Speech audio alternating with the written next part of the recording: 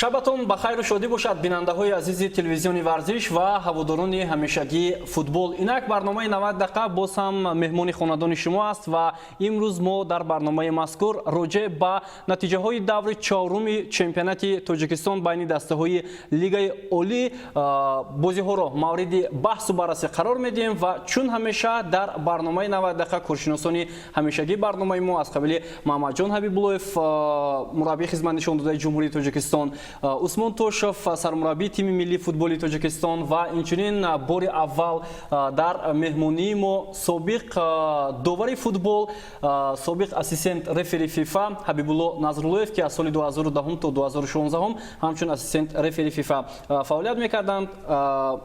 хайрамақдам мегӯем ширкати шуморо дар барномаи 90 дақиқа. фикр дорам бозиҳои даври чорум бисёр бозиҳои ҷолибу дидани сурат гирифтанд, лаҳзаҳои баҳсбарангез ҳам зиёд буданд, ки имрӯз мо метавонем бо кӯмаки собиқ довари албатта футболи Тоҷикистон ин мавзӯъҳоро боз ҳам васеътар мавриди баҳсу баррасӣ қарор бидиҳем. Ва биёед дӯстони арҷманд таваҷҷӯҳ мекунем ба натиҷаҳои даври чоруми чемпионати Тоҷикистон, ки 5 бозӣ баргузор шуд. бозиҳои бисёр ҳам муҳиму ҷолиб дар ин давр баргузор шуданд. Сараввал тими Файзканд дар майдони худ тавонист бо ҳисоби 2-1 бар аутсайдери чемпионат тими Сарафшан ғалаба ба даст оварад. ҳамчунин Хуҷанд ҳам бо ҳамин натиҷа тавонист Регартадазро шикаст диҳад. Истиқлол бо ҳисоби калони 6-1 бар Коктош зафар ёфт. Локомотив Помир дар майдони худ аз Хатлон бо ҳисоби 2-3 ба бохт рӯбарӯ гардид ва Душанбе 83 дастае ки то ҳол ғалаба надошт тавонист пирӯзии худро бар клуби марказии варзиш Артиш Помир ба даст оварад. натиҷаҳое ки дар ин давр буданд, аз кадом даста умуман шумо интизор надоштед ки дар ин давр пирӯз мешавад? ва шумо дар барномаи гузашта ҳам гуфтед ки клуби марказӣ бисёр хуб бозӣ мекунад, аммо ба бохт рӯбарӯ шуданд. албатта бозо бисёр хуб гузашт, бисёр хуб гузашт. ҳамин ду бозие ман дидам аз стадион. бозо гандане нас гузашт. бозиҳое ки умуман ғайриинтизор буданд барои шумо, натиҷааш кадом бозӣ буд? умуман бозии Истиқлол Коктош хел пеш аз бозӣ мо гуфтем ки бозии марказӣ ҳамин бозӣ аст. умуман чихеле ки дар ҳайати бигем якачини даврам ду бозигар ки дар хати муҳофизат бозӣ мекард, чи Ҳикматулло Расулов ва чи Холмурод Назаров дастаи якачини давр буданд. лекин бо ҳисоби 6-1 мағлуб шуд. чунин ҳисоба мо интизор набудем. баъдан ғалабаи дастаи Душанбе 83 хел пеш аз ҳама мехостам сармурабби дастаро бо ин ғалаба табрик кунам. албатта бозӣ хеле як бозӣ мушкил буд, лекин албатта се холе ки дар назди даста буд, фикр мекунам аз удаи кор баромад. хуб дӯстони азиз, мо ба бозии дастаи Истиқлол ва инчунин Коктош мегузарем. Сараввал як гузориши бисёр ҳам муфассал доир ба рақобати ин дастаҳо дорем, якҷо тамошо мекунем ва баъдан шарҳу тавзеҳи ин бозиро ҳамроҳ бо меҳмонҳои барнома баррасӣ хоҳем кард. бозии марказии даври чоруми чемпионати Тоҷикистон рақобати дастаҳои Истиқлол ва Коктош ба шумор меравад. ҳафтаи қабл дар ҳамин варзишгоҳ тими Хатлон аз чемпиони феълии кишвар дастаи Истиқлол имтиёз ситонид. оё имрӯз дастаи Коктош метавониста бошад аз тими Истиқлол соҳиби имтиёз шавад? чунин менамуд ки ин бозӣ аз дигар рақобатҳои дастаи Истиқлол куллан тафовут дорад ва Коктош метавонад рақобати арзанда нишон диҳад. аммо чунин ақида хом баромад. Раҳматулло Фузайлов, ки дар даста кори чанд нафарро анҷом медиҳад, тимро ба ин бозӣ хуб омода мекард.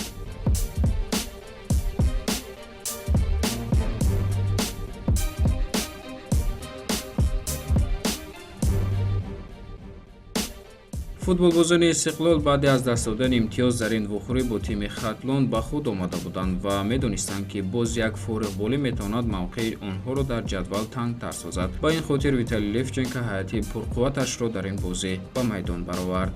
нимаи аввали бозӣ бо бартарии соҳибони майдон анҷом шуд. беҳтарин нишонзани чемпионати мамлакат Манучер Ҷалилов голи навбатиашро ба ҳадаф расонид. вале аз чӣ бошад, Левченко ҳамлагари асосии Ширидин Бобоевро аз майдон гирифт ва бозингари ҷавон Рустам Соировро ба майдон овард. аммо вақте ки ӯ ба назди сармураббӣ барои пурсон шудани иллати ивазшавиаш рафт, аз Левченко ҷавоби мусбӣ нагирифт. вале ба гуфтаи Соиров ӯ интизор дошт ки дар қисми дуюм ба майдон меояд. тайёрии мо ба تئوری من بعد قسم دوم بود تایم دوم بود من سرمربی باوری کرده بعد اول بازی در آورد در آینده گلای خیلی زیاد به ثمر میرسه. با گفت فوتبالباز او انتظار داشت که در قسم دوم به میدان میآید. در قسم اول صاحبان میدان از یک امکانیت خوب استفاده نمودند ولی لحظه بحث برانگیز در این بخوری به میان آمد. بعد قاعده ستیزی در جرمگاه استقلال محیدین عادلوف از پای افکنده شد و این نگرانی بسیاری بازیگران را به بار آورد. پنالتی بود خیام سودیو چقدر بیاورد دوارون میگه خیلی نبود چقدر بود به فکرم اگر میداد خیلی سوز میگذار بازی بود بهتر میشه. در قسم دوم بخوری استقلالی ها سرعت بازی خود را دیگر کردند. رستم سویروف بعد چند تلاشش مؤلف گل نخستینش با پیراهن استقلال شد.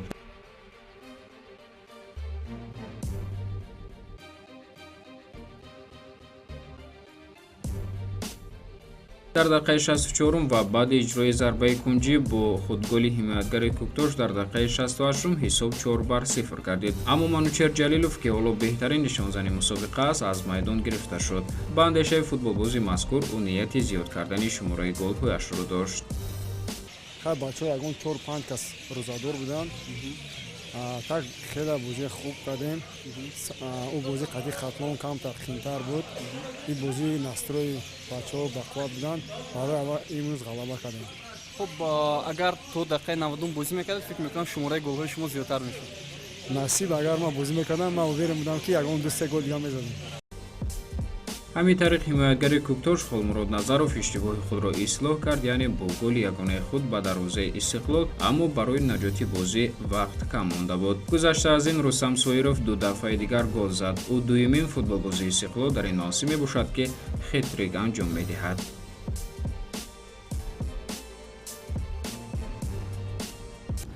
ما خیلی خرسند هستیم که در این بازی پیروزی به دست آوردیم. خطی بازی خطلان خیلی بازی مشکل بود. خیلی ما به این бази настрой گرفته бази خیلی خوب کردیم. Владели инициативой, когда забили первый гол, не смогли развить свое преимущество, вот, из-за чего такая игра была немножко сумбурная в первом тайме. Во втором вышли, забили второй гол и уже по счету потом играли. Команда соперника начала открываться, мы этим воспользовались, в итоге такой счет на табло. همین طور استقلال در این موسم باری دوم غلبه کلانش را به دست آورده، بازینه اولی جدول به تنفس 15 روزه رفت. بازی خیلی بازی مشکل بود برای ما. ما دو روز پیش با خوجان بازی کردیم. بچه‌ها با این بچه‌ها روزادار هستند. در یکم تایم ساز بازی کردیم بچه‌ها. نمیدونم از چی سبب سودیا پنالتی تازه به ما داد.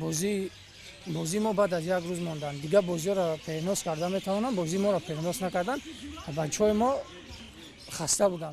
دو گل منوچهر جلیلوف و سه گل رستم سویروف در رقابت مذکور پیروزی بزرگ دسته استقلال را تامین ساخت. با همین دیدار با حساب 6-1 به نفع میزبانان خاتمه یافت و استقلال بازم صدرنشینی خویش را در چمپیونات مذکور تامین نموده ایستاده است. شادان جان سلطانوف، تیمور نظرов مخصوص برای برنامه 90 دقیقه.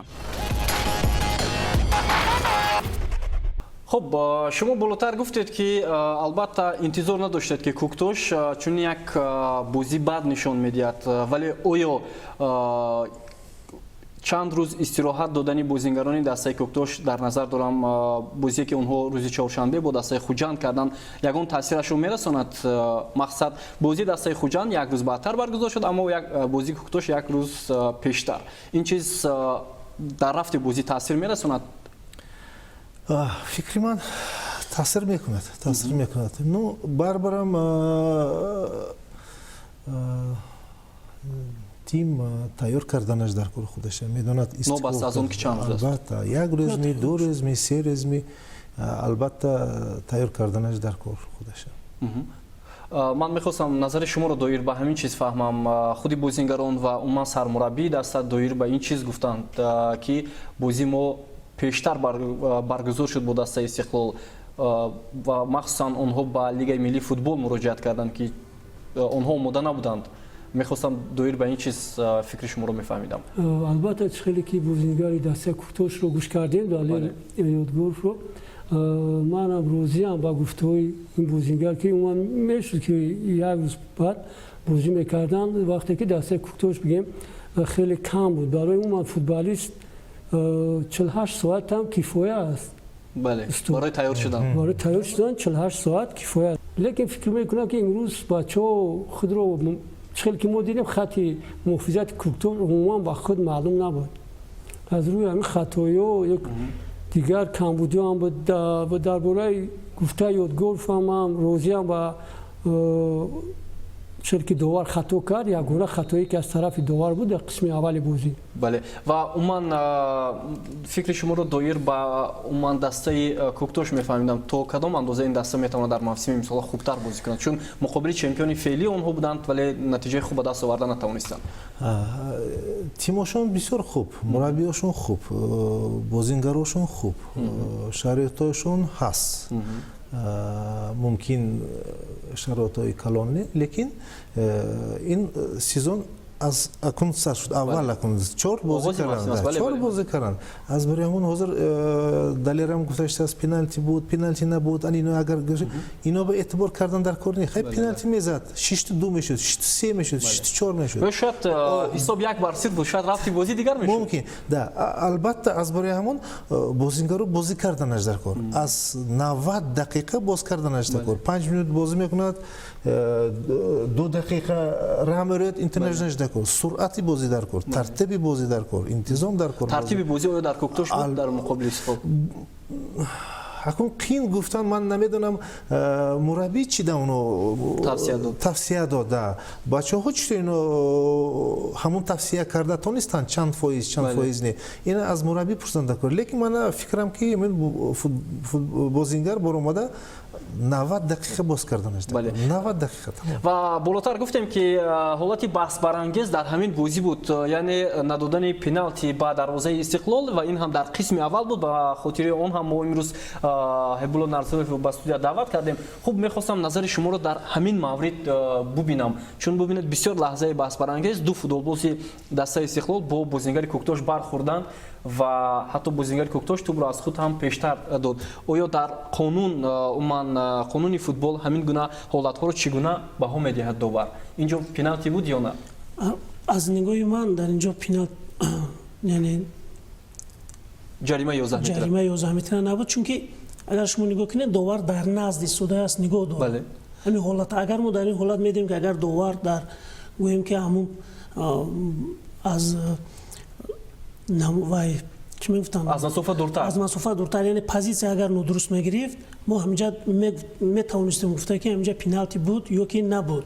чунки ман нигоҳ кунед, бубинед бозингари дастаи куктош тӯбро аз худ дур мекунад, ҳам дарвозабон ва ҳам ҳимоятгари дастаи Истиқлол ӯро аз пой меафтонад. дуруст, ана охирон ҳолата бинед нишон метиҳад. ана бинед, ана тӯпа гирифт, бинед ҳеҷ кас намерасад дар бозингар. бо даст ҳатто дарвозабон нигоҳ кунед чӣ гуна ба зони бозингар мерасад, ҳаракат мекунад барои тӯпа доштан, лекин дар оҷа намерасад. яъне дар ҳолате ки агар гӯем ки зарба бошад довар наздик аст метиҳад. шояд довар надид ин лаҳзаро. довар ҳатман ин чизо аҳамият метиҳад.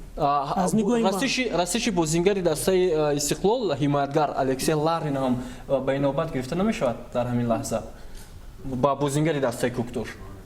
бори дигар мутаваҷҷеҳ мешавем ба ҳамин лаҳза. бубинед дарвозабонро нигоҳ накунед, бозингари дастаи Истиқлол барои баргардонидани тӯб дарёб накард. мутаваҷҷеҳ мешавем. худи Ларин буд ва ӯ натавонист дар қабати дуюм тӯбро соҳиб шуда. дар ин лаҳза Рустам Ятимов ҳам тӯбро дошта натавонист, тӯб аз дастони ӯ париданд ва бозингари куктош тӯбро ба пеш ҳаво дод ва бозингари охири дастаи Истиқлол Алексей Ларин яъне чӣ мегӯянд паткат рафт. яъне ин бозингари рақами 72 вай медонист ки тӯб аз вай дур шуд ва метавонист агар ҳаракат карда як қадами дига гирифта тӯбро дошта тавонад. вай накард ин корро, вай уже афтид. агар ҳамҷа ин аз нигоҳи ман аст, бована бинед.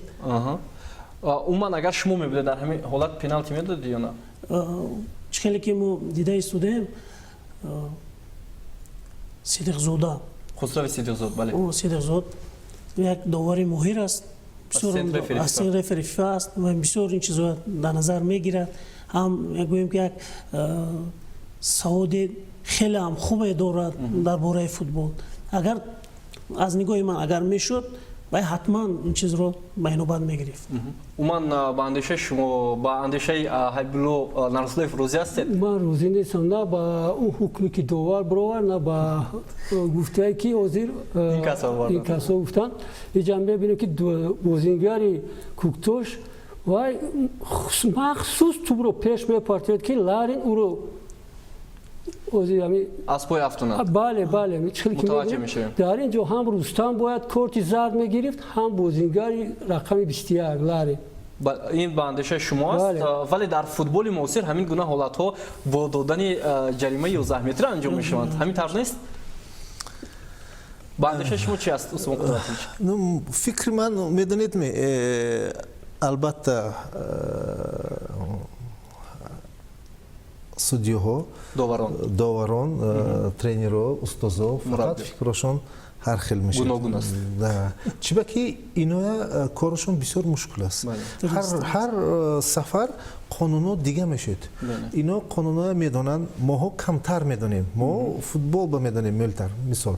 лекин ин вазъият ба фикри ман пеналти буд. бале ва бе ягон шак шубҳа. хуб ба ҳар сурат инро ба ҳамон чӣ мегӯянд худи кори доварон мегузорем, чун довар дар ин лаҳза метавонист ҷаримаи 11 метра ҳам бидиҳад ва бисёр эътироз карданд ҷониби дастаи Куктош, вале натиҷа бо ҳисоби 6-1 ба анҷом расид. хуб лаҳзаҳои баҳсбарангез боз дар пеш ҳастанд ва ниҳоят дар ин рақобат дӯстони арҷманд дастаи Истиқлол тавонист ғалабаи калони худро ба даст оварад бар дастаи Куктош ва ин голҳои зиёди дастаи Истиқлол дар қисми дуюм бештари он ба қайд гирифта шуданд ва то як андоза мушкилие ки ба довари бозии Хусрави Сидиқзод ҳам буд, голҳои зиёди Истиқлол ин чизро барҳам ҳам зад. чун агар ҳисоб 2 бар сифр мебуд, 1 бар сифр, боз ҳолати баҳсбарангез ҳатто метавонист то ба кумитаи доварон, кумитаи интизомии Федератсияи футболи Тоҷикистон бирасад. То игра бы еще для нас более комфортно сложилась. А так первый тайм были хорошие подходы, не было реализации. Во втором тайме ребята исправили ситуацию, вот, с реализацией стало получше, поэтому игру довели до логического конца. Поэтому поздравляю своих ребят с победой, вот, и восстанавливаться, отдыхать и готовиться к следующим играм. К сожалению, сегодня я до этого вам говорил, то, что мы играли буквально 2 дня назад с Хаджентом, и здесь есть недовосстановление. Просили федерацию перенести нашу игру с Истиклолом хотя бы на день, на 2 попозже. Но, к сожалению, федерация не пошла навстречу. Пришлось играть. И, как вы все в курсе, знаете, что наступил месяц Рамазан, с чем я их всех поздравляю, и болельщиков, и весь Таджикистан. Всем здоровья, крепкого, самое главное, благополучия.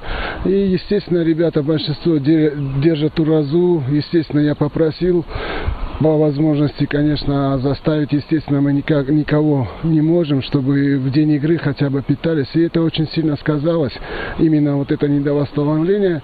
Ну, естественно, Истиклол на своем уровне, то, что сыграл и показал свои лидерские качества, и все у Истиклола получилось, с чем я хочу поздравить Виталия Левченко, друга, с победой, и команду Истиклол, пожелать удачи им.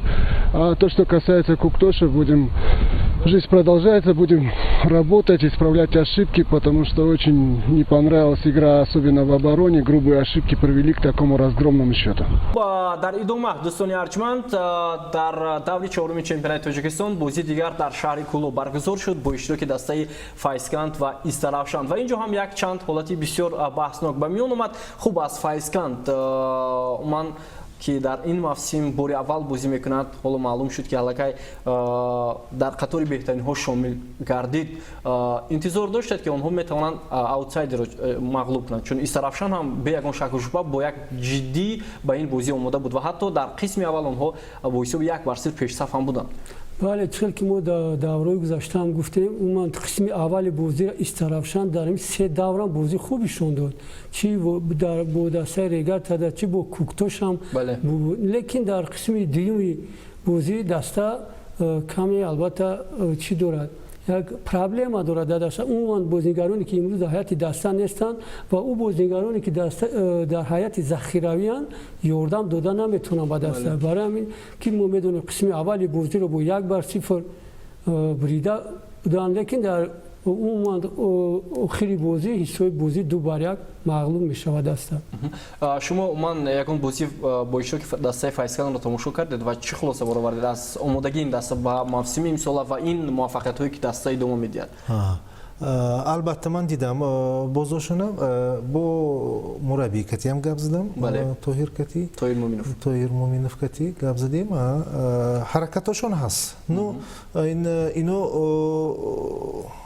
بسیار کم وقت کار کردین توهیر کمانده کتی یعنی مهلتی فعالیت مربی با دسته کمتر بود از برای همون من فکر میکنم من این بریدناشون در اینو بسیار خوب وای میتید روحیه میتید من اولی میکنم فکر میکنم که این بازوشون اینم خوبتر میشد بله در آینده خوب مشکلاتی دسته سرافشان رو خوب میدونیم یعنی نبودن بازیگران اساسی مخصوصا لیگنرون که در جمهوری ازبکستان بودند و نتوانستند به هیئت دسته پیوندند شاید در ادامه اونها همراه میشوند اما همین ناکامی ها با همین چیز ربط دارد یا چیزی دیگر آیا علیرضا شمامادوف نمیتوانست با جلب فوتبالبازان محلی بازیگرانی که در هیئت جوانان بازی میکنند هیئت دسته را پرقوت‌تر کنند تا در همین گونه بازی ها صاحب امتیاز شوند؟ بله دسته طرفشان دسته است که در لیگ اولی برآمد میکنه و چه خیلی که ما میدونیم که ولایت سو یکی از ولایت‌های کلانتری میباشد در یک ولایت کلان باید 10-12 بازیگر یگان چی نباشد مشکل نباشه و حتی شماره دسته هایی که در لیگ یکم بازی میکنند خیلی هم زیاد هستند امکان بود که از این دسته ها جلب کنند بله البته میتونستم ما چه خیلی که میبینیم همون بازیگران لیگانرایی که امروز به دسته دعوت کردن این لیگانرها یک قد کوچکی اند درست که عموما بازیگرانی که لیگانرایی که در دسته کوتاه بازی میکنن بازیگران در لیگ اول ما تاجیکستان بازی میکنن بله هم در استرافشان هم در کوکتاش ما امیر فراموش کرده گذاشتیم بازی استقلال اون لیگانرایی که امروز سال دیوم سوم است که در کوکتاش بازی میکنن لیگانر باید در چونی بازی خشای شونتیار و حتی از بازی لیگانرون حتی توهیر مومینوف از فایسکان هم انتخاب کرده بود در بازی بله در میدان خود از خوجان مغلوب شدن در بازی با استقلال از استقلال با حساب کلان چون لیگانرو با یگان که در کار نیست هایو ما چخلی که دیدیم در دسته استقلال بازیگر جوان که با میدان برآمد رستم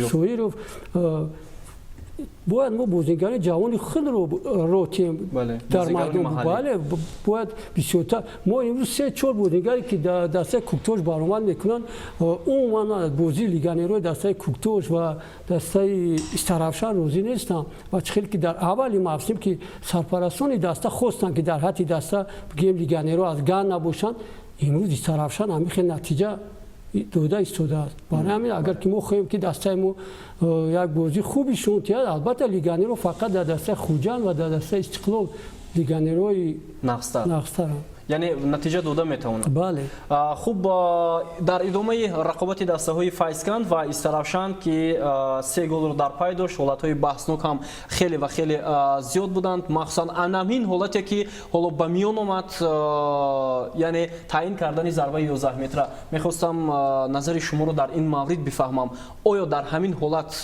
دادن پنالتی به دروازه دسته فایسکان رایج بود از جانب داور بازی حمیدوف؟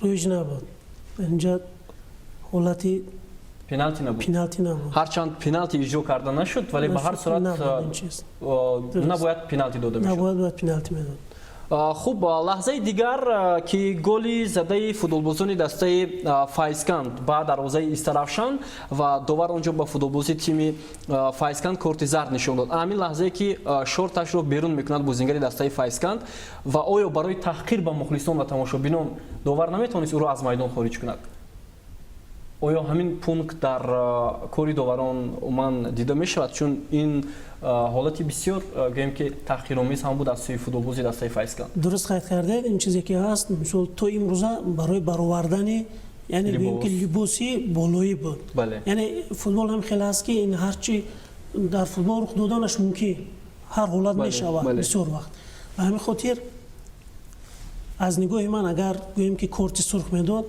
беҳтар буд ба бозингари ба Файзкан. бозингари Файзкан барои бале ноҳурматӣ кардан, ноҳурматӣ яъне кардан. гӯем ки инам як дағалона рафтор кардан аст. Ин Бале. ҳолат чиқали ки мо ин чиза нақстар медонем, мисол ин бисёр ҳам як ҳолати гӯем ки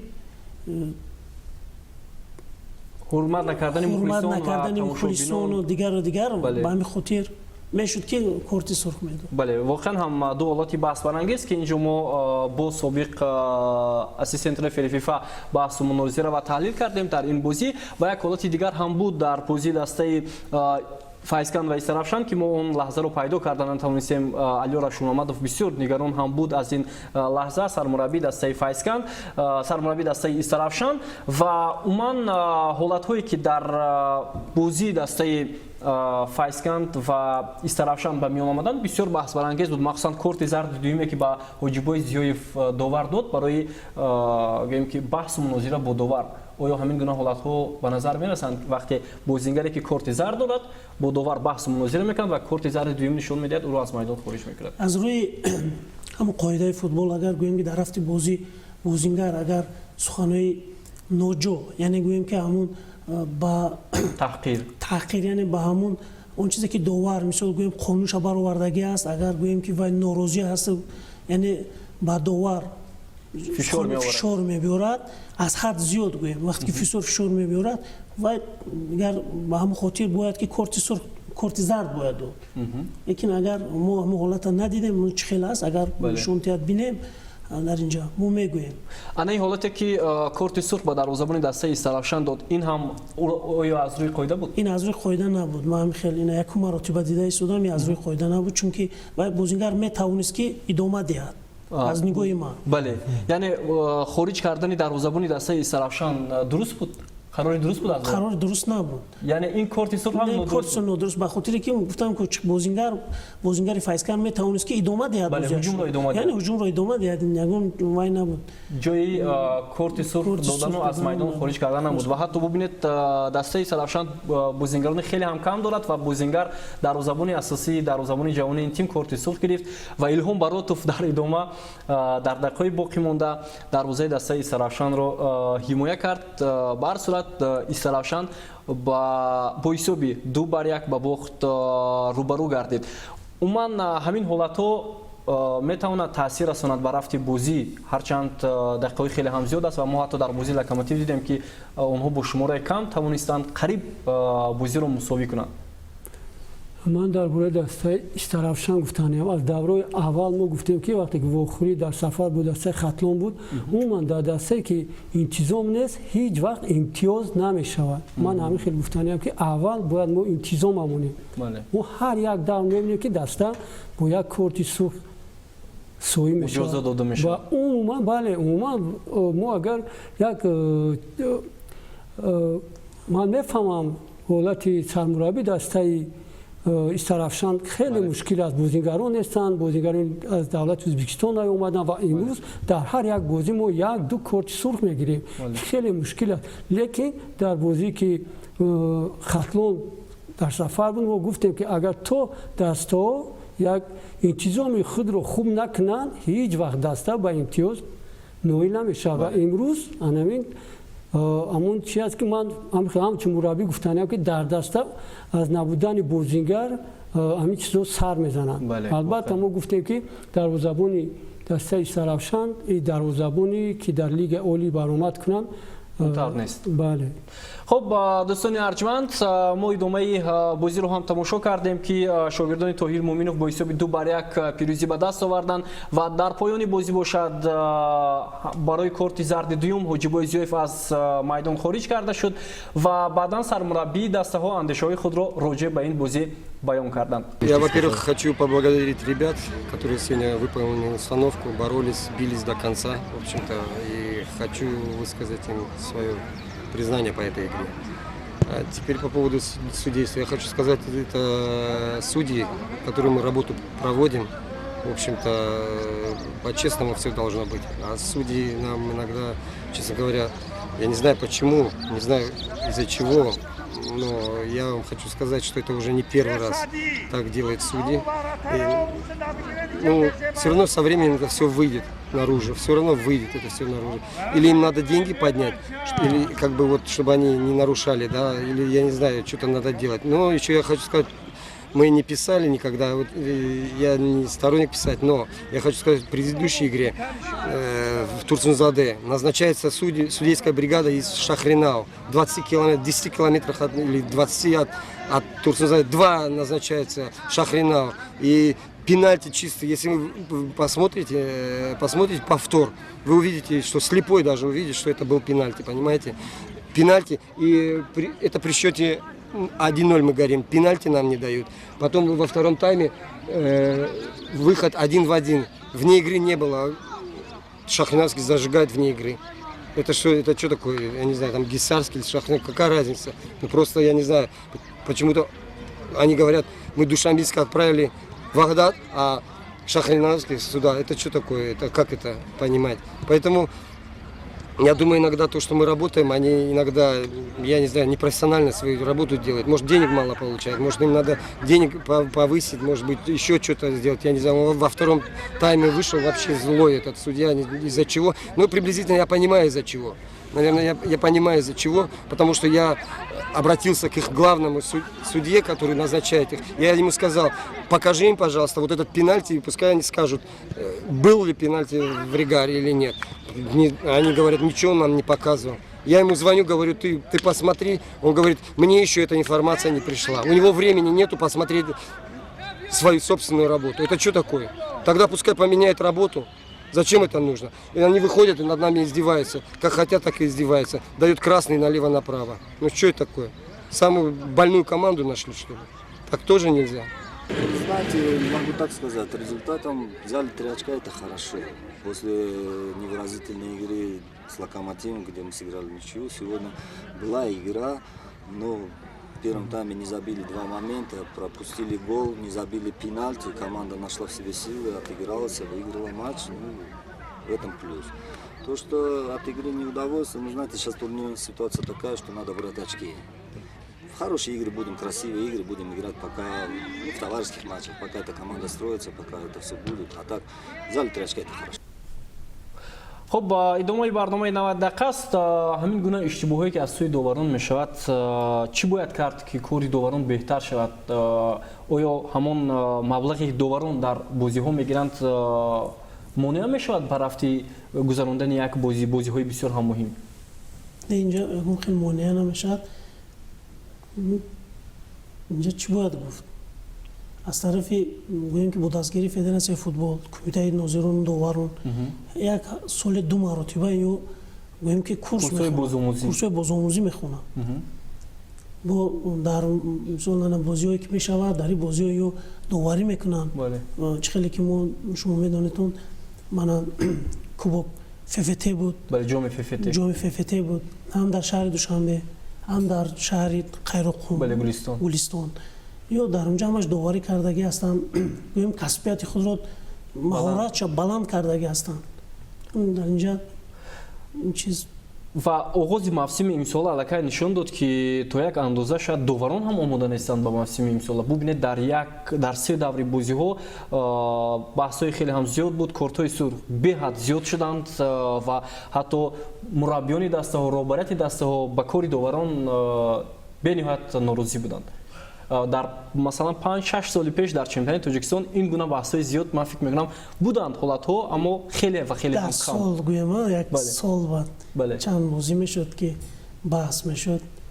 این من فکر می‌کنم کمتر نگران کننده هم است. چون که در 4 دور 5 دور گویم خیلی به خطاگیری جدی راه میدین. من باوری دارم که از طرف کمیته ناظران و داوران این مسئله جدی میمونن، جدی دیده میبروین. باوری دارم که حتما با این داورا صحبت کرده، رفتی بازیشون تحلیل کردگی هستن، کمبودی خودشون دانستگی هستن. آینده در این دیگر بازی‌ها باوری دارم که خیلی کمبودی نمیشه. بله و ما هم امید داریم که همین گونه کمبودی ها مخصوصا رفع میشوند از سوی مسئولین و همین برنامه ما هم به همین خاطر عین حال همون لحظه های بسیار بحث برانگیز رو تحلیل میکنند که تو یک اندازه کاری داوران هم بهتر شود. خب ادامه میدیم دوستان ارجمند برنامه 90 دقیقه رو و بازی دیگر که بسیار هم بازی جالبی دیدنی بود میان دسته‌های البته لوکوموتیو پامیری دوشنبه و خطلون شهر بختر که این بازی در ورزشگاه مرکزی پایتخت کشورمان برگزار شد. به واسطه شما این بازی را تماشا کردید از نزدیک. خوب چی خلاصه برآوردید؟ خطلون پرقوت‌تر بود یا دسته لوکوموتیو پامیر نسبت به حریف ضعیف‌تر بازی کرد؟ البته دو تیم هم بسیار خوب بازی سر کردن، بسیار خوب سر کردن. لیکن من از این پیشم گفتگیم به بازی 90 دقیقه میرید، 90 دقیقه، 15 دقیقه نه، 20 دقیقه نه، فرق ندارد. 1-0 شد بازی، 2-0 شده است از بازی تا آخری باز کردنش در کار بچه‌ها. و در همین بازی هم دیدیم 3-1 بودگی وقت خطلون بریده شدگی وقت کمتر اینو سستی کرد بازیگرای خطلون همون وقت بازیگرای لوکوموتیو یک گل زد با سرعت بازی دیگه خیر شد از برامون اینجا با یک چیز که بتون بچه ها 11 نفر تا آخرش باز کننش دکتر نه بس از اون که با شماره کم بازی میکنند البته ولی من استاد گفتگی چیزشونه کردن دکتر استاد نمیگه 10 منوت بازی کنیتون 10 منوت زشت کنیتون یکی دم گریتون ولی فقط میتیات دستور میتیات که من از سر بازی تا آخری بازی باز کننش دکتر از برای همون بچه ها باز کننشون دکتر لیکن خطلون مهارتش وقتی که بلندتر بود لوکوموتیو هم بد نبود یاشگی کردن حالا اینو با وقت در کار من اون دفعه هم گفته بودم اینو با وقت در کار چی بکی یکم لیگ عالی این فرق دارد بسیار کلان فرق دارد و اونها تجربه خوب هم دارن در چمپیونات جهان بازی کردن این کمک نمیکنه کمک البته کمک میکند نو من حاضر دیداشتگی چیزام که گوناگو همون تجربه یاردم میداد لیکن 90 دقیقه با این انا همون مهارت کم شده است سالی بازی کردنشون در خوب باشه فکر میکنم تجربه هم بیشتر میشه خب عموما از بازی لوکوموتیو و خطلون که با پیروزی مهمانان جنبست شد با اندیشه شما لوکوموتیو پامیر که میتوانست برای امتیاز تلاش کند چی نرسید برای این دسته کارت سرخی گرفته بازیگری لوکوموتیو تاثیر رسانید یا چیزی دیگر نه خیلی که ما میبینیم در خط دفاع در مرکز خط اون بازیگرا خیلی سست بازی میکنن در حیث لوکوموتیو بله هر بازی عموما همین خط دفاع مرکز با کمبودی و با خطایا چه در بازی گذشته بود دسته کلوب ارتش دیدیم و این در بازی خطلون هم قریب میتونه بگیم که یک جای سستی دسته خط دفاعی در حمایه مرکزی دسته لوکوموتیو میباشه بله بعدا چه که معلم گفتم من فکر میکنم اگر در هر خط در خط دفاع یک بازیگر دو بازیگر با تجربه باشن که تا که 90 دقیقه بازیگران رو چکنه روبری اداره کنن اون یکی با مانند خورشید محمود بازیگر در خط مرکز در نیموفیزا بازی کنند بازیگرانی که تا که دسته رو عموما در خط هجوم دستگیری کنن بله یک وقتا عذر در حیات دسته برقچی اگر خطا نکنم که حیات تیم جوانان 19 ساله تاجیکستان بودن هم خورشید محمودوف و هم امیربek جورابویف و اویبek عبدالغفورов در خط حمایه بازی میکردند و دسته تا یک اندازه میتوانست رقابت پذیر شده با بازیگران گفتن منم همین است که در هر خط دروازه‌بانی دسته لوکوموتیو که دروازه‌بانی بهترین در جمهوری میباشد بله خیلی دور با دور شروع خیلی بازی خوبیشون داده لیکن وقتی که دسته رو میبینیم خط مفیدات ضعیف است و البته با او نقشه‌ای که مربی دارد رسیدن نمیتونه خب دوستان ارجمند در بازی دسته های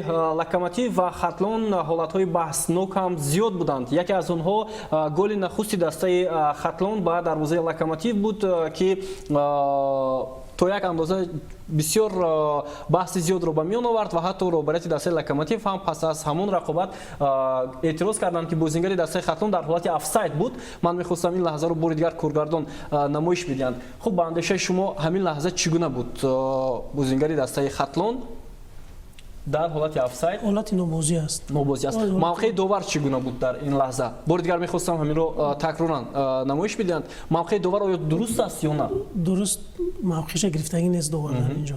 ва дар ин ҳолат бинедон 2-3 метр пеш истодагӣ аст. бале. ва метавонист ки 2-3 метр оқиф истода ҳамин ҳолата аниқ дақиқ гирад. яъне ин ҳолате ки буд воқеан ҳам аз офсайд гол ба иҷро расид ва гол ҳисоб карда шуд. хуб, ҳолати дигар ки баҳси зиёдро ба миён овард аз пои афтонидани футболбози дастаи Локомотив Помир Шаҳром Сулаймонов ки дар ин бозӣ яке аз беҳтаринҳо ҳам буд дар ҳайати ин даста. оё ҳамин ҷо пеналти буд ё на ба андешаи шумо?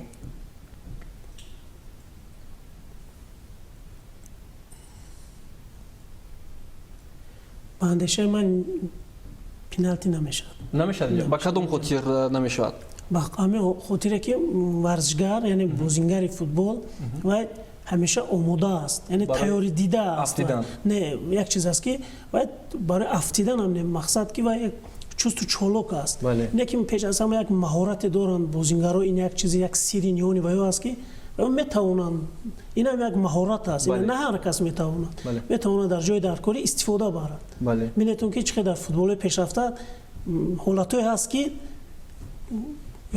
ҷарима 11 метра метиҳанд, як вақте ки баргашт агар навора нигоҳ кунед ҳеҷ набуд. ин чиз ҳаст, як ҳунари фребдиҳам ҳаст инҷа, найрангбозӣ ҳам ҳаст, лекин инҷа метавонист идома диҳад вақте ки ва Абдулло Давлатовам дар наздик буд, аз бозингар ишора кард ки аз бархез. хуб, ба андешаи шумо Муҳаммадҷон Абдуллоев ин лаҳза чӣ гуна шаҳр медиҳад? хеле ки гуфтем ҳукми довар дуруст буд. дуруст буд? бале, ва доварам наздик аст.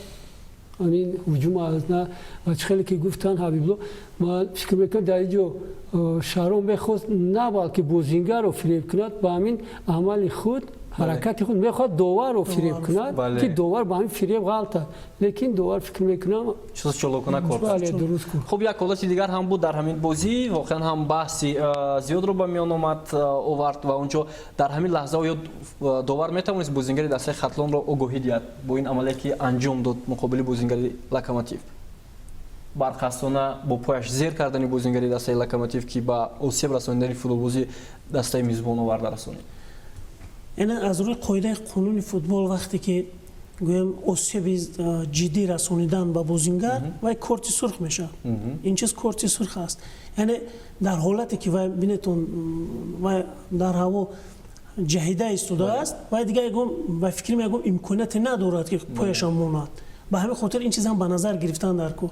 агар рафту гӯем ки дар вақти пояша мондан бозингар агар дар дигар тараф агар хоб мебуду, ин пояша гӯем ки барқастона он тараф равона мекард, инҷо ҷазо медод, бояд корти сурх мегирифт. ташаккури зиёд ва мехостам фикри шуморо дар ин маврид бифаҳмам. ман ҳамин бевосита ман ин бозия дидам стадион ба якта чиз ҳаст ки як фикр ҳаст ки футбол ба моҳо хоҳиш мекунем ки ҳам ҳакамо, ҳам доваро, ҳам тренеро, ҳам футбол федератсия ба футбол ходимо ҳаммошон футбол бозӣ кардагӣ бошанд, аз футбол бурондагӣ бошанд. мӯлтар процент яъне мутахассисои худи соҳаи футбол бошанд, аз футбол бурондагӣ бошанд. ана ҳамин вазъият ман о'йла мекунам ки инҷа ба анамин ҳаштум футбол бозингари Локомотива зард карта доданд, дахаёлам зард доданд, лекин 23 баам додан дар кор буд. чӣ ба ки инҷа ба агар ҳакам футбол бозкардагӣ мешуд, ина худаш мефаҳмид ки гота вақто ҳаст ки қонун ҳаст, гота чизо ҳаст ки қонунба нест, лекин ҳамон одам ҳамон аз дилаш гузаронданаш дар кор. агар ҳамон акун фикри манин, ман хато кардашем, агар ҳакам футбол боз мекардагӣ мешуд, инҷа ба шумо устоз гуфтагӣ барин ҷой буд гуҷа ба пояша мондан бача, лекин ман о'йла мекунам вай специально амон пои чапаша монд, қастан кард, аз барои бароямон ман фикр мекунам ин 23 баям додан дар кор буд кортизар ман дахал ман мо фақат ҳози барои қоидавайронкунӣ корти сурх гап задем ҳатман корти зар додан дар кор буд дар ҳамин ҳолат ба хотире ки дар оянда дар рафти бозӣ мумкин вай нарва як гӯем ки як дарс мешавад вай медонад ки вай як корти зар дорад ба қоидавайронкунӣ оварда мерасад. خب دوستان عزیز سرمربیان هر دو دسته مبین ارگاشف و اسدالدین حبیب‌اللهیف در پایان همین بازی هم اندیشه خود را راجع به همین بازی بیان داشتم. میشنویم و بعداً برنامه رو ادامه میدیم. Потрясающе получилось. Хотелось бы поздравить футбольный клуб «Хатлон» с удачным стартом в чемпионате. Вот. Ну, конечно, у нас идет хаос, пока в обороне непонятно. С этими защитниками были моменты, но не реализовали. Еще сколько команда «Хатлон» простила нас. пешам мехостам шогирдони худро бо ғалабаи навбатӣ табрик кунам. Бисёр ғалабаи вазмин душвор гузашт, чунки баъди ҳисоби 2-0 ва баъд 3-1 фикр мекунам ки шогирдони мо аллакай хулоса буроварданд ки тақдири бозӣ ҳал шудааст. камтар ба рафти бозӣ он қадар аҳамияти хуб надоданд, нағз надоданд ва новобаста ба ин дастаи ҳариф як нафар кам буд. фикр мекунам дар охири бозӣ бозингарони ҷавони дастаи Помир Локомотив характер нишон доданд ва хостанд ки ғалаба ба даст биёранд. Вале фикр мекунам ки вақт камӣ кард, барое ки чунки дар 15 дақиқаи охир онҳо маҳорати хуб нишон доданд ва як қоидаи футбол аст ки агар голро ба самар нарасонӣ ҳариф албатта гол мезанад. фикр мекунам имрӯз дарвозабони дастаи Локомотив бисёр маҳорати хуб нишон дод. ҳамчун дарвозабони собиқадор мегӯям ки бо баҳои аъло имрӯз баромад кард. чанд лаҳазаи голзанӣ буд, дастаро аз гол эмин дошт ва яке аз қаҳрамонҳои бозӣ имрӯза фикр мекунам ки дарвозабони дастаи Локомотив Помир. سرمربیان هر دو دسته هم اخراج شدن که واقعا هم در این بازی مخصوصا مبین ارگاشف گفت که خط حمایتی ما بسیار ضعیف بود در این رقابت و اسدالدین حبیب‌اللهیف گفت که بازیگران ما فکر کردن که الکی در این بازی غلبه آسانی خود را به دست آورده میتونن، اما این طور هم نشد. خب بیایید اکنون میگذاریم با رقابت دسته های دوشنبه 83 و کلوب مرکزی ورزش ارتش پامیر که این رقابت در شهر وحدت برگزار شد. بازی با حساب 2-1 با فایده فوتبالبازان دسته دوشنبه به انجام رسید. خب از تیم دوشنبه 83 انتظار داشتید که در این بازی بر تیم سرگئی ژیتسکی پیروزی به دست می آورند؟ فکری من بود که ЦСКА میبرد بازی در این بازی و شما گفته بودید که یکی از بازی‌های زیبا رو هم نشان می‌دهد. البته من این بازی ندیدم لیکن حساب می‌دونیم 2-1 بله 2-1 شد. من حیران موندم. خب نظر شما رو دارین و بازی میفهمیدم و قبلا نظرشو ریزوموف میگفت که در خط حمله بازیگران ما بسیار کم فعال هستند و نمیتوانند از فرصت‌های گلزنی استفاده برند و بازی دسته‌شو انتقاد میکرد، اما مقابل دسته کلوب مرکزی اونها توانستند با حساب 2-1 پیروزی آورند و همین بازی رو فکر میکنم تماشا کردید. شما چی خلاصه برآوردید؟ بله پیش از همه میخواستم که سرمربی دسته رو تبریک گویم. دوشنبه 83 رو با غلبه اولی عموما پیش از بازی ما گفتیم که اگر که دوشنبه 83 با مغلوبیت بود دچار شود خیلی قین‌تر می شود، لیکن فقط دسته دوشنبه 83 برای غلبه کردن با میدان برآمدن. اون از روی تجربه بگیریم دسته دوشنبه 83 خیلی تجربهش پستر است نسبت به کلوب مرکزی. بله لیکن اون حرکت‌های زیاد در اینجا از اول بازی می‌بینیم با یک شوق ذوق کلان بازیگرا با میدان برآمدن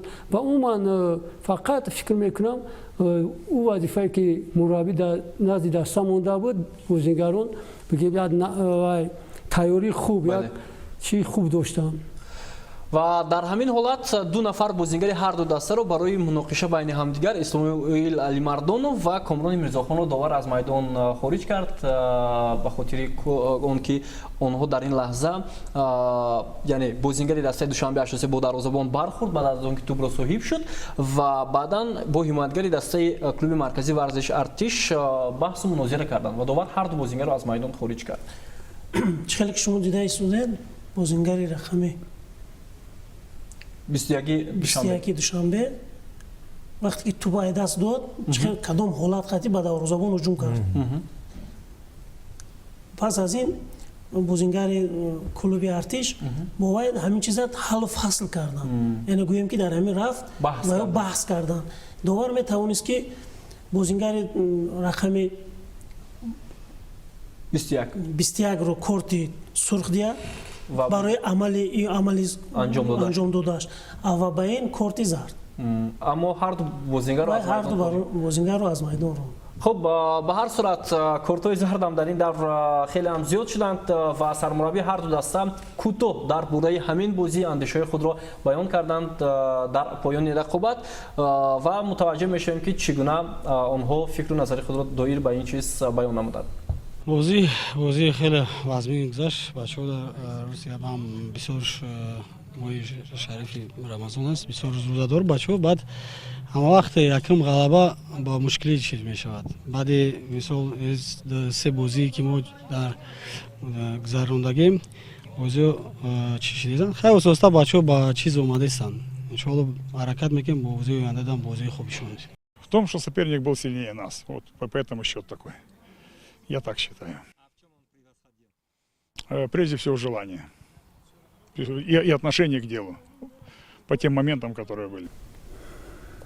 خب دوستان ارجمند، کلوب مرکزی ورزش ارتش پامیر بعد از همین باخت از دوشنبه 83 موقعش رو در جدول از دست داد و تو یک اندازه ایواز هم کرد. موقع دسته کلوب مرکزی ورزش ارتش پامیر نگران کننده هم نیست. کلوب مرکزی ورزش ارتش در جدول مسابقه البته خیلی که ما گفتیم این سال دسته در نزد خود وظیفه گذاشته است که عموما در بازی جام افریقا اشتراک کند و امروز در جدول مسابقه ما میبینیم که وای دسته در جای نهم رفته ایستاده است. این خیلی نگرانی میکند. اون هیئت دسته هم فکر میکنم سرمربی همون هیئتی که پیش از بازی با دوشنبه 83 بود، بازی با پیش از بازی با دسته که غلبه کردن دسته کلوب مرکزی ارتش همون هیئت رو با میدان برآورد. یعنی در بازی با تیم لوکوموتیو بود اگر خطا نکنم. در بازی دور گذشته بله. یک بر صفر غلبه کردن. بله. همون چیزی که دیدیم نه که عموما در قسم اول در عموما بازی دلشاد وصی و بازیگرانی که شودیبه غفور بله خدر بازی خوبشون ندادن. و شاید همین چیز سبب شد با باخت کلوب مرکزی ورزش مقابل دوشنبه 83.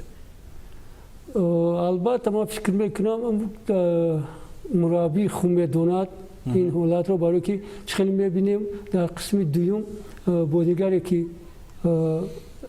فکرم فیروز بوبیف بله بازیگری که در اول چمپیونات در هیئت اساسی برآمد میکرد، در قسم دوم برآمد. عموما هیئت گوناگون بازی برآمده ایستاده است. فکر میکنم سرمربی اولا همون هیئتی که میخواد هیئت درست رو نیافته است. در بازی‌هایی که انجام میدهد البته عموما یک بازی خوبشون میتید بازیگر، لیکن بازی دیگر چلی که در بازی شنبه 83 میبینیم عموما گروه بازیگران خیلی پس بسیار ضعیف بازی کردن. تشکر زیاد. و دوستان ارجمند، یک بازی دیگر در ورزشگاه 20 سالگی استقلالیت در شهر خوجند برگزار شد. خوجند با حساب 2-1 توانست ریگارتاداز را شکست بدهد و این اولین غلبه خانگی دسته خوجند در موسم امسال بود و شاگردان نیکولا لازارویچ توانستند صاحب 3 گل هم شوند و با حساب دسته خوجند موقعش را در جدول چمپیونات بهتر هم کرده ایستاده است. و البته ما نتوانستیم از رفت بازی دسته خوجند و ریگارتاداز نوار را اموده کنیم. به هر صورت متوجه میشیم با اموری که در پایان دور چهارم چمپیونات تاجیکستان حساب کرده شد، یعنی کارت‌های زرد، کارت‌های سرخ و دیگر امورهایی که بودند. خب در عموم دوستان ارجمند در چمپیونات امسال در دور چهارم 21 گل به قید گرفته شد، 7 گل به حساب مهمانان به قید گرفته شده است و از 21 گل البته 14 گل به حساب صاحبان میدان که به دروازه حریفان وارد کردند. اینچنین در رفت این دور چمپیونات 21 کارت زرد نشان داده شده است. این نگران کننده نیست به اندیشه شما؟ به اندیشه من نگران کننده است کمتر. با کدام خاطر؟ عموما در 3 دور 33 کارت زرد نشان داده بودند و یک بار در یک دور 21 کارت زرد.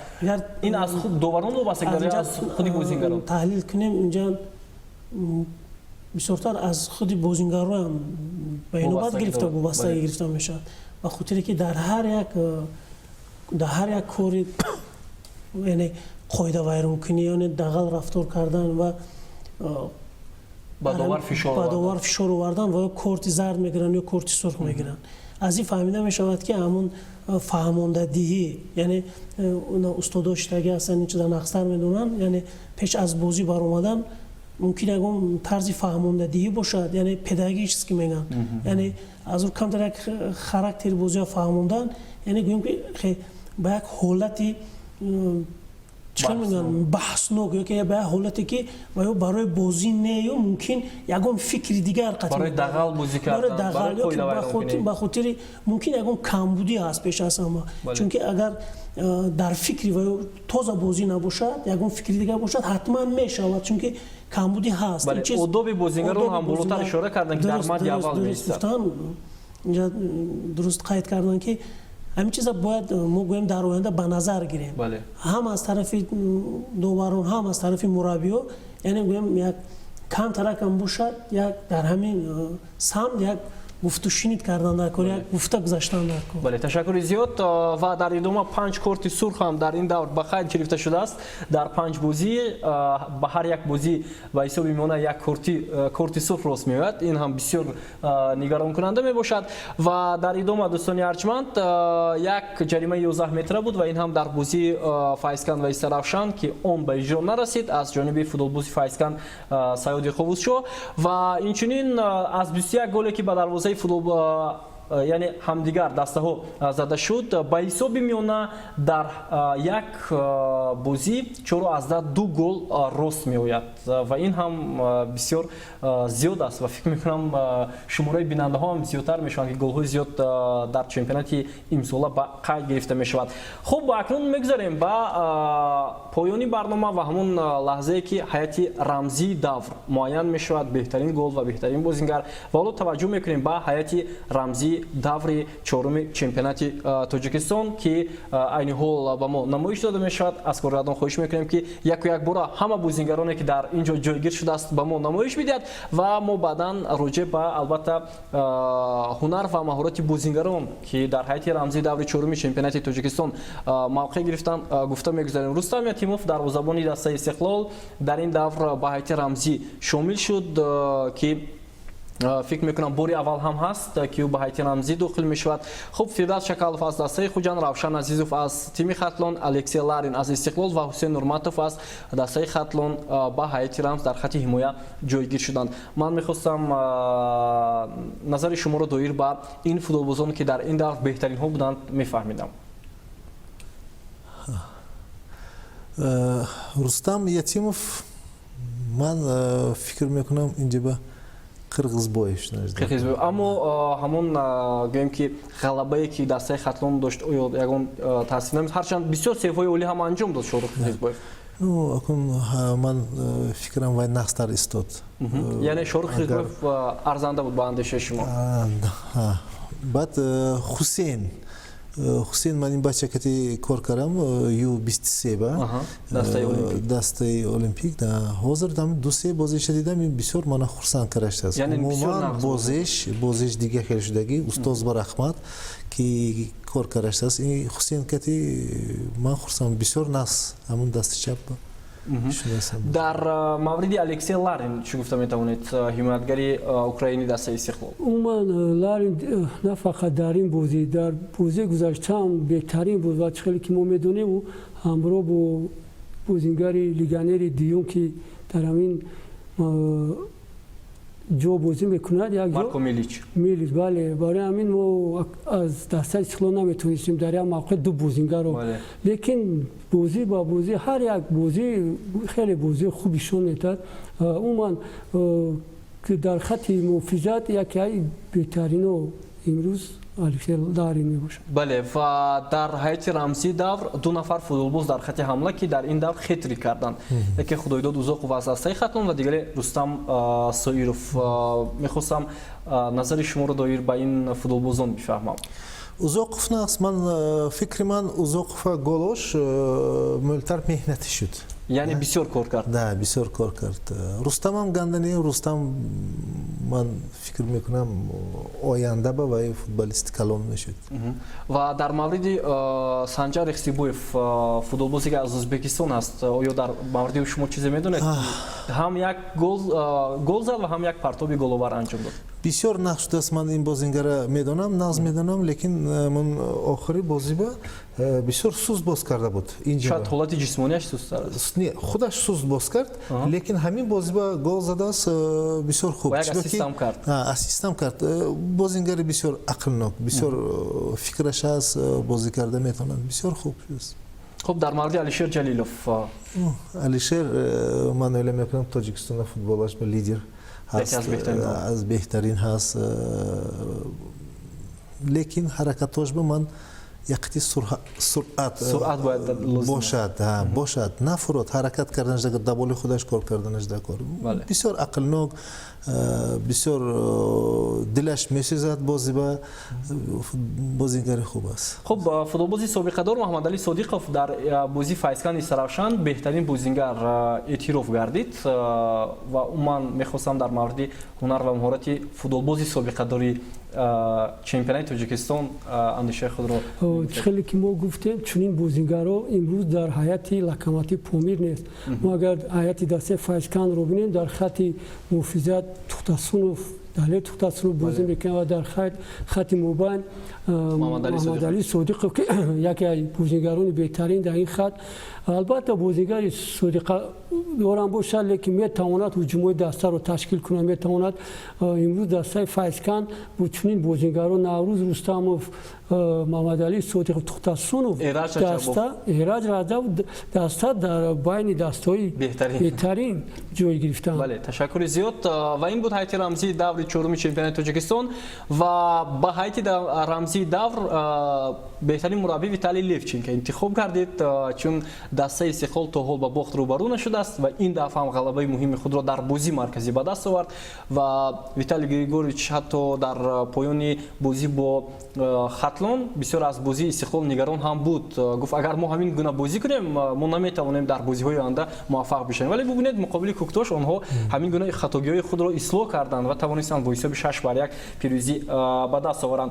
خب دوستان ارجمند، از 21 گلی که با دروازه دسته ها زده شد، یک گلی بهترین در این دور انتخاب گردید و مؤلف اون هم حالا می‌بینیم بازیگر دسته لوکوموتیو.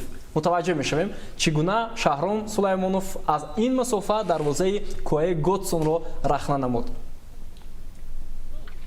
بسیار هم زیبا، ضربه زیبا و شهرام سلیمانوف حتی در 3 گلی که امسال زد، هر 3 گلش هم با درجه عالی و با یک گویم که مهارت والا اجرا شدن. بسیار ناس. این من فکرم این خین گلو بازیگر با وای میتاد. روحیت میتاد. بعد آینده با بازی. حتی شهرام سلیمانوف در یک بازی خطرناک با تیم ملی هم دعوت شده بود.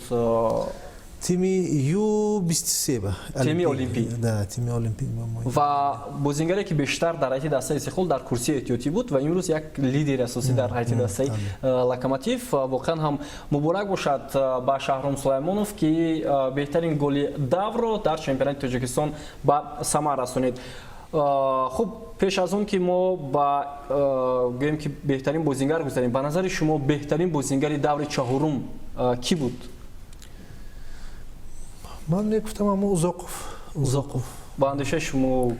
البته اوزاقوف هم خوب بود و من بازیگری که از دسته استقلال رستم سویروف که از کرسی احتیاطی بر اومده خطری کرد، رستم بازی خوبشون داد و در عموما بازیگرانی که ما امروز نام میگیریم علیشیر جلیلوف بهترین بود و من فکر میکنم که بازیگر جوانی که ما در دوران گذشته برای خطایی که داشت خیلی انتقاد میکردیم و حتی در بازی با دسته خاتلون و حتی خطری که رستم سویروف انجام داد در تاریخ فوتبال تاجیکستان در میان دسته‌های لیگ عالی این نتیجه то ҳол ягон нафар нишон ҳам надодааст дар чунин синни сол. Ба ин хотир Рустам Соиров беҳтарин бозингари даври чорум интихоб шуд бо хетрик ва бо ин коре ки ӯ анҷом дод, чун дар тамоми соҳиби истиқлолии Ҷумҳурии Тоҷикистон миёни дастаҳои Лигаи Олӣ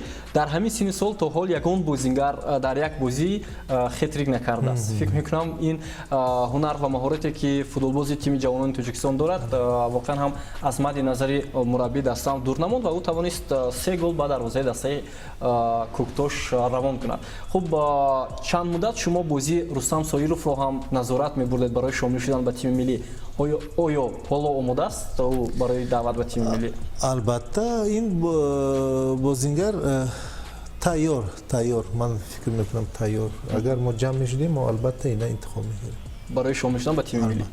Хуб, ба ҳар сурат бовар дорем ки дар моҳҳои наздик ҳатман ҷамъомадии тими миллӣ ҳам баргузор мешавад ва чеҳраҳои навро ҳам интизор дорем ки дар тими миллӣ бинем, чун шумо дар суҳбати қаблӣ ҳам гуфта будед ки қариб зиёда аз 70 нафар айни ҳол қариб довталаб ҳастанд барои шомил шудан ба тими миллӣ.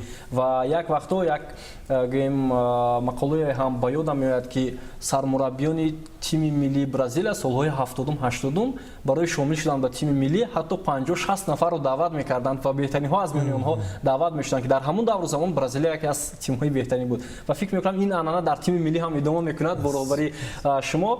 Ва дӯстони арҷманд, аллакай ҳайати рамзӣ муайян шуд, беҳтарин голи давр, беҳтарин бозингар ва дар идома албатта мо мутаваҷҷеҳ мешавем ба ҷадвали мусобиқаи Лигаи Олии Тоҷикистон ки дастаҳо чӣ гуна мавқеи худро ишғол карданд. Истиқлол ва тими Хатлон ду дастае ҳастанд ки айни ҳол садрнишин мебошанд бо 10 имтиёзӣ. ҳарду ҳам то ҳол мубориза мебаранд. Файзканд ва тими Хуҷанд ба қатори онҳо ҳам шомил шуданиянд, наздиктар ҳастанд. Куктош бошад дар зинаи панҷум, Регартадас, Локомотив Помир, Душанбе 83 ва ин се тим имтиёз якхела доранд. Клуби марказӣ ҳам 3 хол дорад, аммо Исрафшан то ҳол имтиёз ба даст наовардааст. Хуб, биёед дар мавриди дастаи Истиқлол каме гуфта мегузарем. Бо роҳбари Виталий Левченко ин даста то ҳол ба бохт рӯбарӯ нашудааст. Ва андешаи шумо кӣ метавонад Истиқлолро дар пойгаи қаҳрамонӣ нигоҳ дорад? Оё ҳаст дастае ки чунин бозии хуб нишон диҳад?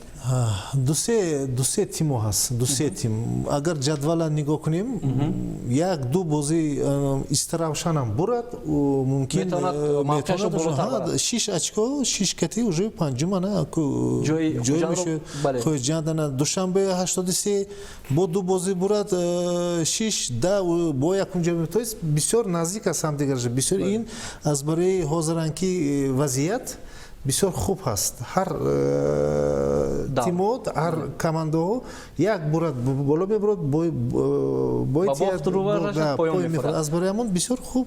Ҳеҷ аз аввал Истиқлол 7-8 очко пеш мерафт, ана ҳозир бинед чӣ то шуда шудааст. Бисёр нас. Ва акнун мутаваҷҷеҳ мешавем ба ҳамон натиҷаи дастаи Хатлон ки ин дастаам айни ҳол мубориза бурда истодааст бо роҳбари Аслиддин Ҳабибуллоев ва тим то ҳол ба бохт рӯбарӯ нашудааст. Ва шумо гуфта будед ки агар ҳамин Хатлон ҳамин гуна бозиҳоро идома бидиҳад, метавонад муваффақ бишавад дар идома. Оё Хатлон метавонад ҳамин гуна бозиҳои худро ҳатто то марҳилаи дуюму сеюм идома бидиҳад? Шумо бовар доред? албатта метавонад. чӣ хеле ки мо дар бозӣ бо дастаи Локомотив Помир тамошо кардем, баъди 3-1 даста каме ба худ як боварӣ ҳосил кард ки метавонад бо осонӣ ғалаба кунад. Лекин бозигарони Локомотив Помир метавонистанд ки бозиро ба дурангам баранд. Барои фикр мекунам ки чӣ хеле ки сармураббӣ ҳам худ гуфт, бояд бозигарон 90 дақиқа бояд омода бошанд то охири бозӣ. Ва умуман дар рафти бозӣ ҳам бозигаронро иваз кардан. Фикр мекунам бозигароне ки ба бозӣ дар омадан қадар бозӣ хубам нишон надоданд дараҷаи дастаи. Лекин албатта барои дастаи Хатлон мушкил мешавад. барои ҳар як даста баъде ки бо Хуҷанд бо Истиқлол як натиҷаи хуб нишон дод, ҳар як даста бо тайёрӣ хуб бо дастаи хатлон тайёрӣ мебинем. бале воқеан ҳам ва дастае ки бори аввал дар мавсими имсола ғалаба кард ва аввалин голашро ҳам ба самар расонид. Хуршед Абдуллоев муаллифи аввалин голи дастаи Душанбе 83 дар Лигаи Олӣ аст ки ӯро мо ба ҳайти рамзия давр ҳам шомил кардем ва Душанбе 83 чӣ тавре гуфтед дар як бозӣ дар сурати ғалаба боз метавонад мавқеашро болотар барад. Ба ҳар сурат аз ин даста умед дорем ки метавонад боз хубтару беҳтар бозӣ кунад. Ва дастаи аутсайдер тими Истаравшан ки то ҳол имтиёз ба даст наварда дар поёни ҷадвали мусобиқа қарор дорад бо роҳбари Алиё Рашурмаҳмадов. Чӣ бояд кард ки ин даста аз таъхонаи ҷадвал болотар шавад? мо медонем ки ино хонаба бисёр хуб боз мекунад. Бале. Бисёр хуб боз. Ҳамон 3-4 нафар бозингарашон нест, оза ҳамин яхти мушкил аст.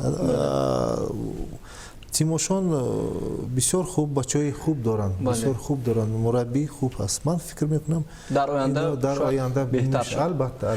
Ташаккури зиёд ва дӯстони арҷманд, ин буд албатта шарҳу тавзеҳ ки даври чаҳоруми чемпионати мамлакат оид ба футболро мавриди баҳсу баррасӣ қарор додем бо меҳмонҳои барнома Муҳаммадҷон Ҳабибуллоев, Усмон Тошев ва Ҳабибулло Нарзуллоев ки имрӯз меҳмони барномаи 90 дақиқа буданд. Бори дигар ташаккур аз шумо барои ширкататон дар барнома ва дар ҳамин ҷо барномаи 90 дақиқа дӯстони арҷманд ба анҷом мерасад ва ҳатман баъд аз танаффус ки то 10 май аллакай эълон шудааст ва чемпионати Тоҷикистон ҳам баргузор намешавад, умед дорем ки баъд аз 15 май ҳатман даврҳои навбатии чемпионати Тоҷикистон оғоз мешавад ва мо боз ҳам шоҳиди бозиҳои ҷолиби чемпионати Тоҷикистон мегардем. То барномаҳои дигар сеҳатманду пирӯз бошед.